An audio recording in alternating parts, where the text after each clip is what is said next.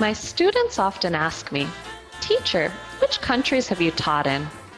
My answer has always been one, the United States. Now, after my experience at ENCCSA, I can say two, the US and El Salvador.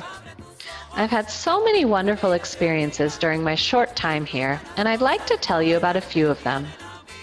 My main reason for being here, of course, has been to complete my practicum requirements as a master's student at American University in Washington, D.C.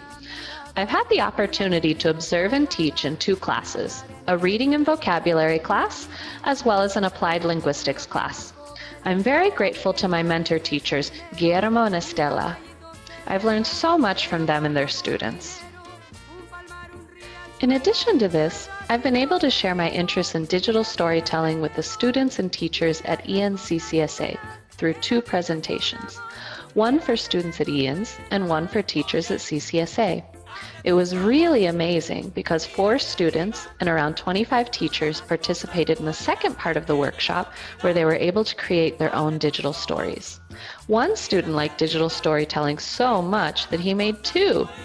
My favorite part of these workshops was learning about the variety of experiences from the participants.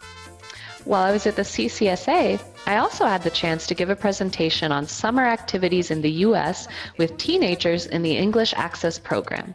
I was amazed by how attentive and sweet they were. About half of the 60 students came up after my presentation to hug me and ask me if I was coming back the following week.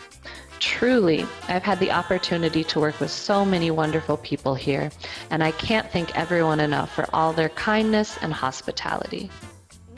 Besides my experiences at ENCCSA, I've also had the opportunity to meet my husband's family in Lourdes, Cologne for the first time. They were really worried about my visit because they live in pretty humble circumstances. During my weekends with them, we visited places like Los Termos del Rio, La Feria Consuma, Los Chorros, and Plaza Merliot. My favorite was Los Termos del Rio because there were several cumbia bands that day, and I love to dance. I've also had other interesting experiences like sleeping in a hammock, cutting down coconuts, and washing my clothes in a lavadero. During my first week, my brother-in-law and cousin took me to eat pupusas at a restaurant on El Boquerón. Actually, that was my second time at El Boquerón because earlier in the week, I was able to attend a lovely goodbye lunch at Las Brumas for Stacy from the U.S. Embassy. At her official goodbye dinner, I also had the chance to meet the U.S. Ambassador to El Salvador, Mari Carmen Oponte, someone I never imagined I would meet while here.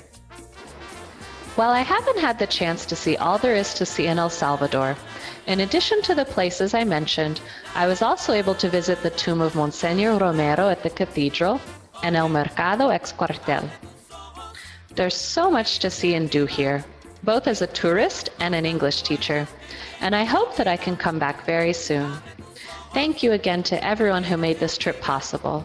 I'm so very grateful for this opportunity and for all of the new friends that I've made.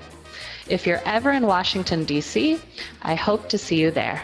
Una botella de vino, un suspiro, una mirada, una alegre carcajada, una cara en el espejo, un amigo, un buen consejo, un viaje en barco velero, aunque no llegues